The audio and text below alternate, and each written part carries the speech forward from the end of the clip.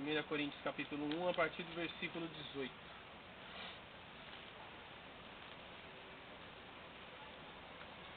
Porque a palavra da cruz é loucura para os que perecem, mas para nós que somos salvos é o poder de Deus. Porque está escrito: destruirei a sabedoria dos sábios e aniquilarei a inteligência dos inteligentes. Onde está o sábio? Onde está o escriba? Onde está o inquiridor deste século? Porventura não tornou Deus louca a sabedoria deste mundo? Visto como na sabedoria de Deus o mundo não conheceu a Deus pela sua sabedoria, aprove a Deus salvar os crentes pela loucura da pregação. Porque os judeus pedem sinal e os gregos buscam sabedoria. Mas nós pregamos a Cristo crucificado, que é escândalo para os judeus e loucura para os gregos. Mas para os que são chamados, tanto judeus como gregos, lhes pregamos a Cristo, poder de Deus e sabedoria de Deus. Porque a loucura de Deus é mais sábia do que os homens, e a fraqueza de Deus é mais forte do que os homens. Agora 1 Coríntios 2, versículo 14. Ora, o homem natural não compreende as coisas do Espírito de Deus, porque lhe parecem loucura, e não pode entendê-las, porque elas se discernem espiritualmente. Primeira coisa que você tem que entender, ficar clara na cabeça de vocês. Um pregador, o Filho de Deus, Filho do Sol, prega somente a graça de Deus. E a graça de Deus não se manifestou no Antigo Testamento. O que está no Antigo Testamento, você vê a distinção aqui em João capítulo 1.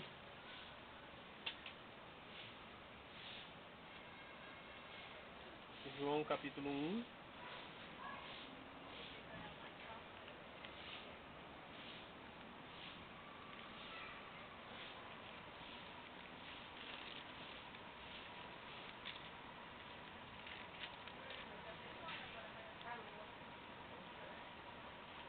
Versículo 17.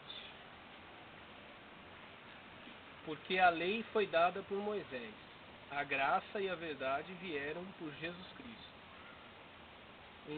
João 1, 17. Então, a graça de Deus não estava presente no Antigo Testamento. Através de Moisés, Moisés foi o mediador da lei. O antigo pacto era o pacto da lei. A graça veio por intermédio de Jesus Cristo. Então, os filhos de Deus, os filhos do sol, pregam a graça de Deus. E essa graça de Deus se mostra onde? Na cruz de Jesus Cristo. Não está pregando a cruz de Jesus Cristo quem diz que está na fé de Daniel. Não está pregando a graça de Jesus Cristo quem está na fé de Elias, de Gideão. Não está pregando. O apóstolo Paulo diz aqui com todas as letras. Versículo 23 de 1 Coríntios 1. Mas nós pregamos a Cristo crucificado. Por que Cristo crucificado? Porque na crucificação do Cristo encerrou-se a antiga aliança, as promessas da antiga aliança, os projetos da antiga aliança, e inicia-se uma nova aliança, um novo pacto, um novo testamento. O que é um testamento? Eu morro e deixo escrito um testamento. O que está nesse testamento? Está a minha vontade e os meus bens, e o que eu quero que seja feito com os meus bens, e para os meus filhos, ou para qualquer beneficiário, que não seja meu filho, seja minha esposa, um amigo. Eu discrimino ali o que cada um vai receber, o que eu quero que seja feito com os meus bens.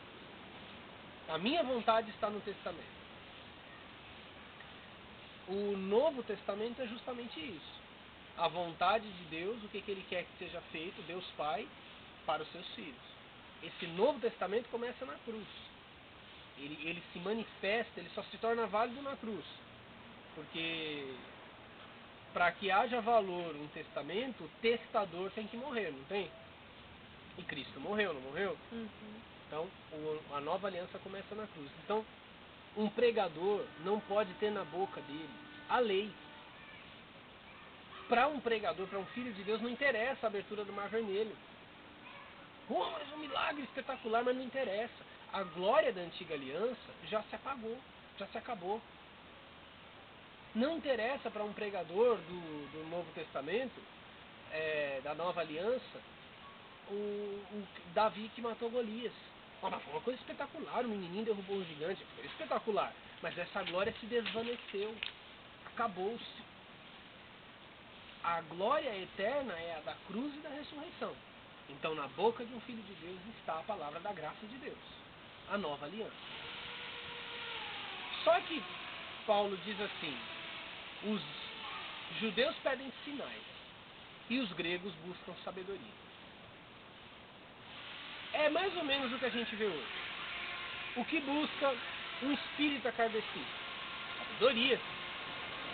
Bonitas palavras, né? Você lê um livro de Kardec, um livro muito bem escrito, um homem muito culto, muito inteligente, tenta se descrever a ação dos espíritos de maneira, uma linguagem quase científica. Sabedoria. Que buscam os pastores e teólogos? Falar segundo as regras da homilética, da hermenêutica, conhecer a história bíblica, fazer muitas citações do grego. Sabedoria. Que busca outra, 90% das igrejas, tirando as igrejas dos sábios, dos doutores da lei, os conhecedores da Bíblia? Sinais.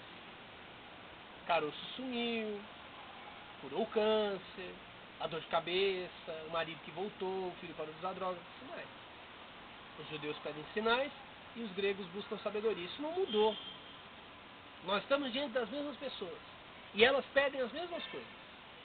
Um grupo pede sinais. Mas cadê os sinais? Cadê as maravilhas? Cadê o pastor não expulsa demônios? Os demônios não se submetem à autoridade dele? E cadê os curados? Aí as pessoas são curadas. E que não se revelou, tem que fazer revelação, falar o nome da pessoa. Buscam sinais. E outros buscam sabedoria.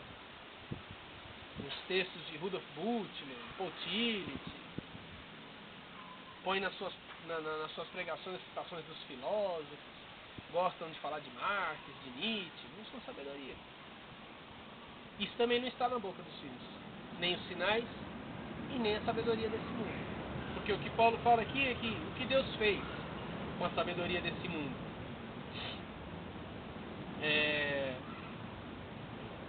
Onde está o sábio? Versículo 20 de 1 Coríntios 1. Onde está o sábio? Onde está o escriba? Onde está o inquiridor deste século? Porventura não tornou Deus louca a sabedoria deste mundo? Tem um conflito. Há um conflito. Para o homem carnal, a sabedoria deste mundo é sabedoria, e a sabedoria de Deus é loucura. Mas para Deus, a sabedoria desse mundo é loucura. E a sua sabedoria que se expressa na cruz é que é sabedoria de fato. Por isso que nós optamos por pregar a Cristo crucificado. Escândalo para os judeus e pedra de tropeço para os que pedem sinais. Porque o Cristo crucificado não faz milagre. Na cruz, Jesus não faz nenhum milagre. Na cruz, Jesus não abre o mar vermelho. Os que pedem sinais, pedem força. Os que pedem sinais, pedem um Deus que dá nó no pingo d'água. Eles não querem um Deus que se deixa crucificar. Eles querem o Deus que faz descer fogo do céu. Se Jesus na cruz tivesse mandado descer fogo nos fariseus, aí eles pregariam ele. Por isso ele é escândalo, é pedra de tropeço para os que pedem sinais.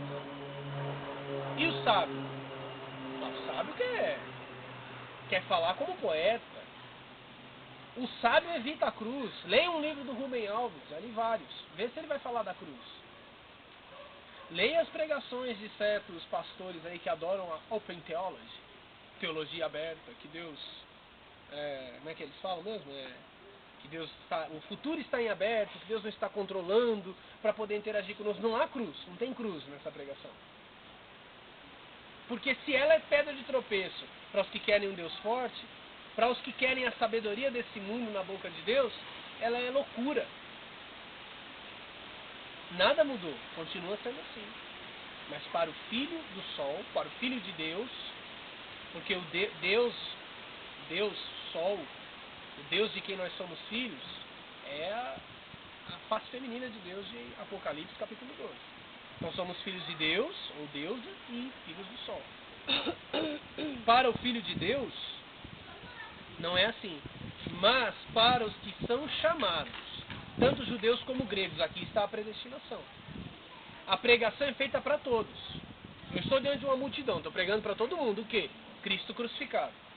Ele é escândalo para o que pede sinal, ele é loucura para o que busca sabedoria, mas para os que são chamados, quer dizer, aqueles que dentro dessa pregação têm ouvidos para ouvir, os filhos de Deus que foram predestinados a essa palavra, essa sabedoria lhes foi predestinada nos tempos eternos, eles ouvem o chamado dentro dessa pregação que eu estou fazendo. Para você entender melhor, abre em Romanos capítulo 8.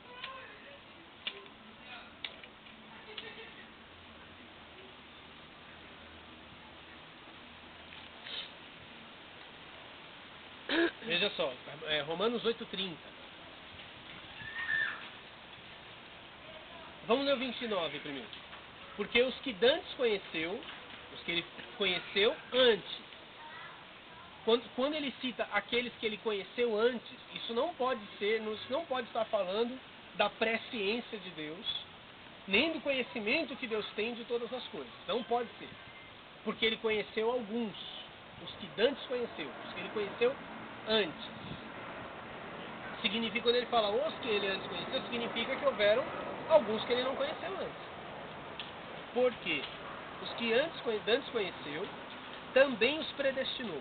Quer dizer, aqueles que ele conheceu antes, não são todos, ele predestinou, ele fixou um destino para eles. E qual é esse destino? Serem conformes, ou seja, receberem a forma, serem ajustados, moldados, à imagem de seu filho, a fim de que ele seja o primogênito entre muitos irmãos. Então, você foi predestinado, não por você, pelo Pai, a ter essa imagem, ser conformado à imagem do Filho. E aí o que aconteceu com esse que ele predestinou? Ele não deixou eles soltos, ele não deixou aberto, para que eles possam exercer a sua liberdade. Não. Aos que predestinou, aqueles para quem ele fixou um destino, a estes, somente a estes, também chamou. E aos que chamou, a estes também justificou. E aí vai entrar o outro estudo de mais tarde, porque vocês vão entender como que ele justificou. E aos que justificou, a estes também glorificou.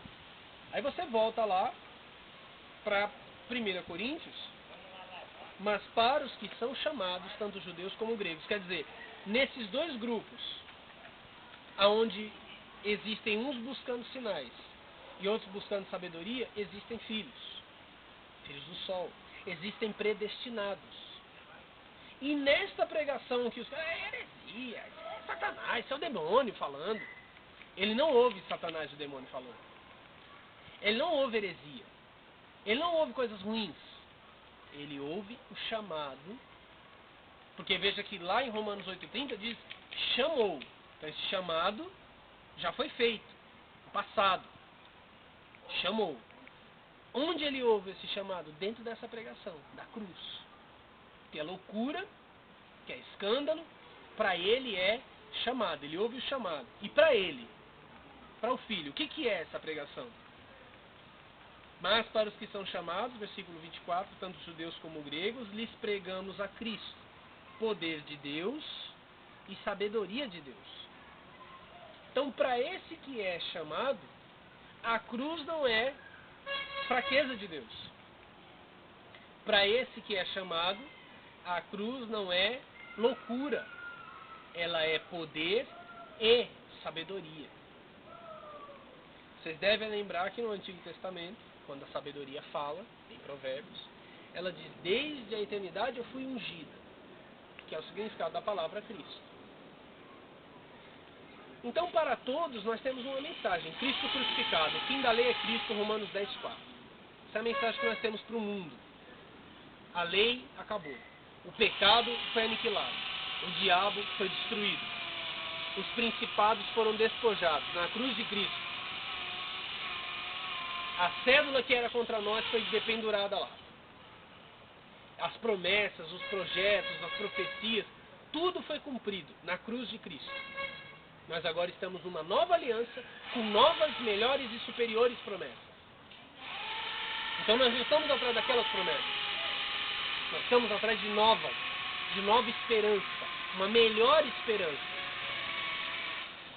Essa é a mensagem que nós temos para o mundo, para todos. Mas para os que são chamados, nós temos uma mensagem, outra mensagem, dentro dessa mensagem.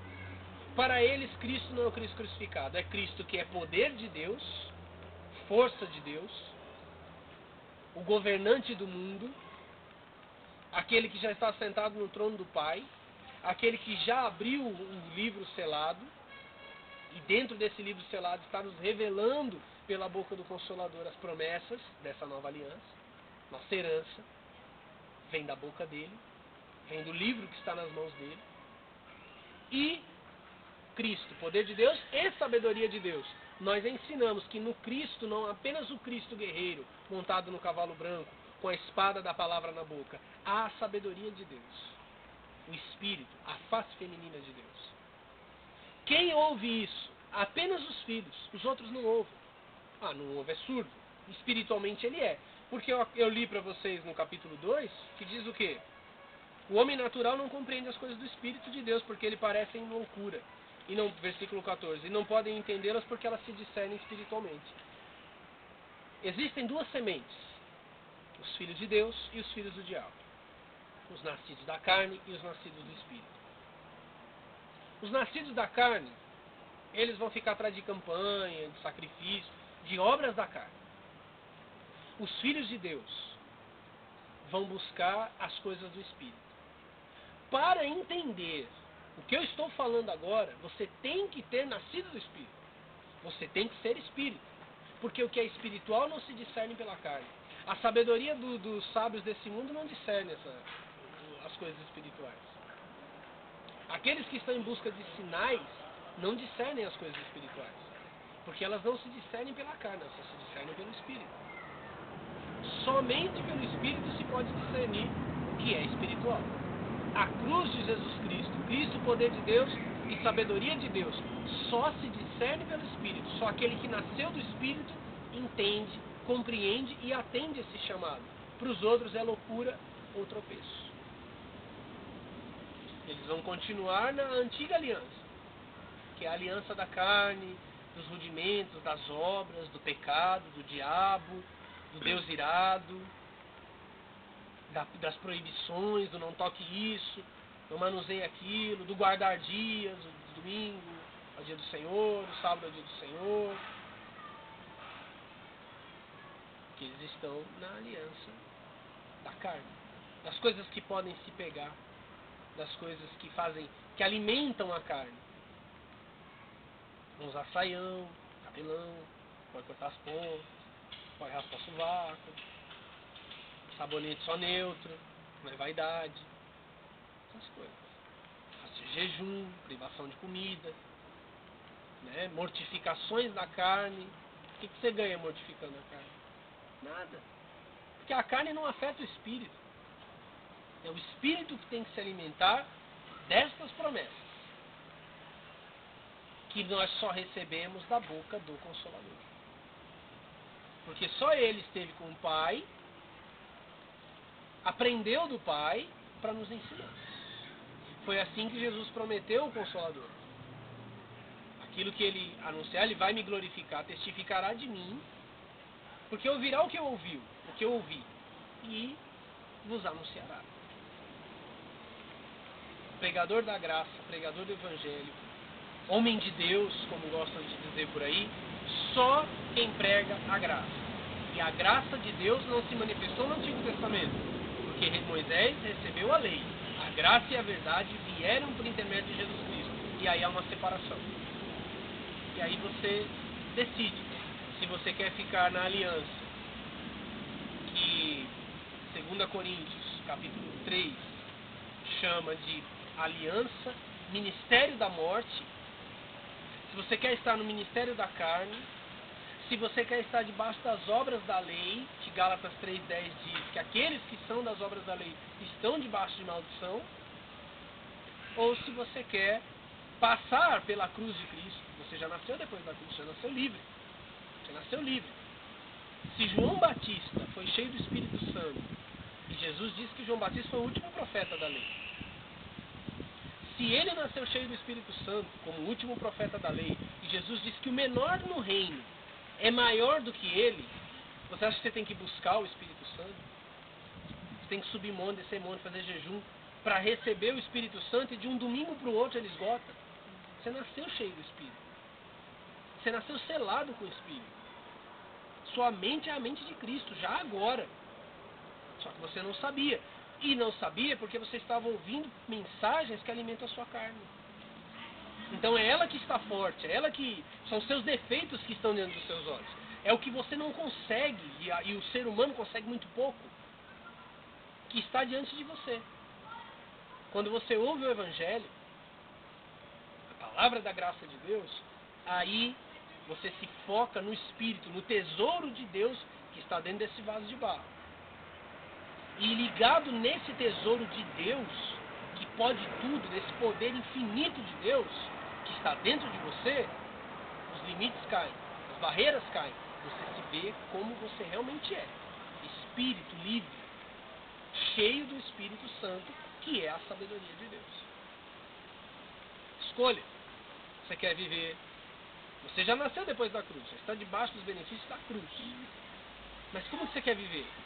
Antes ou depois da cruz?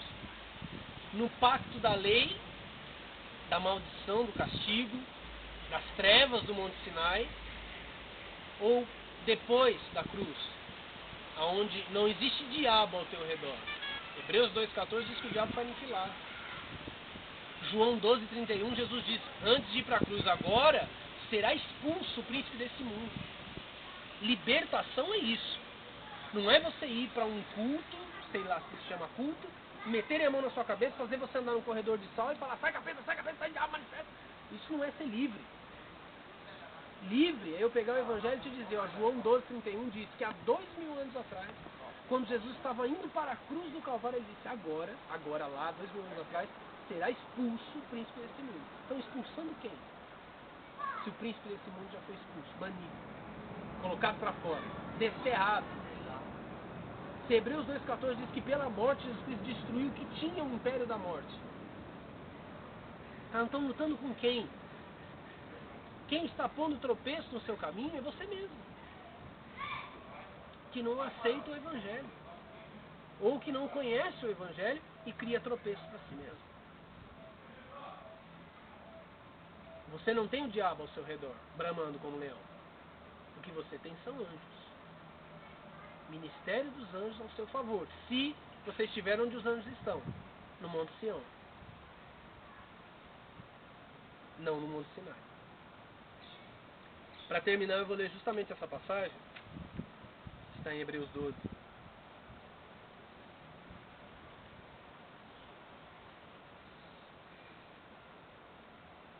Hebreus 12, versículo 18. Porque não chegastes ao monte palpável, aceso em fogo, e à escuridão, e às trevas, e à tempestade, e ao zunido da trombeta, e à voz das palavras, a qual os que a ouviram pediram que se lhes não falasse mais. O povo judeu não suportou ouvir. Pediu que não falasse com eles, eles não queriam ouvir aquela voz. Porque não podiam suportar o que se lhes mandava. Se até um animal tocar o monte, será apedrejado. E tão terrível era a visão que Moisés disse: estou todo assombrado e tremendo. É o temor a Deus. Mas chegastes, você já chegou, porque você não chegou pelas suas pernas, você chegou pela cruz. Mas chegastes ao monte de Sião,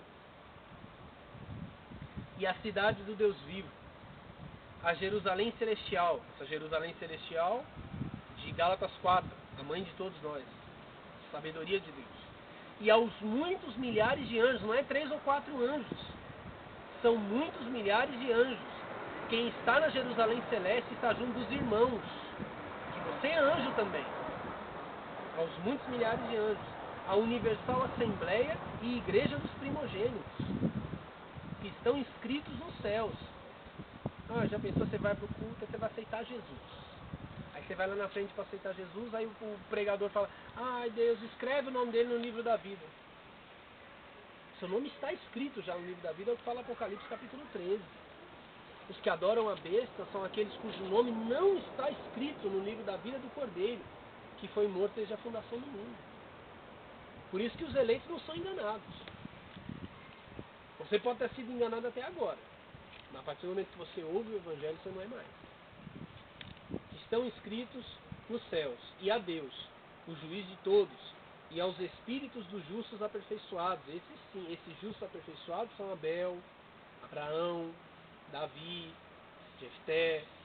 Foram justificados pela cruz, mas não se tornaram anjos, porque viveram na antiga aliança, não receberam as promessas. Não cumpriram o ministério deles em carne. Então agora eles trabalham ao lado da igreja encarnada, a igreja dos primogênitos, que somos nós. Anjos em corpos, vasos de barro, tesouro em vaso de barro, para poder cumprir o ministério deles, para aí sim fazerem parte dos muitos milhares de anjos. E a Jesus, não a Moisés, que estava assombrado e tremendo, e a Jesus, mediador de uma nova aliança, e ao sangue da aspersão, que fala melhor do que o de Abel. Escolha. Você foi levado para o Monte Sião. Não vá para o Monte Sinai. Não vá para a aliança do medo. Deus é o seu pai, pai do seu espírito, mãe do seu espírito, e não te quer assustado, nem com medo, nem aterrorizado, assombrado e tremendo. Ele não quer que você tampe os ouvidos, falando, eu não quero ouvir, eu não suporto ouvir isso, como os hebreus fizeram aos pés do Monte Sinai. A nova aliança, você não tem medo de ouvir as palavras, porque elas são as palavras que você esperou a vida toda para ouvir. Então ouça. São para você. Palavras que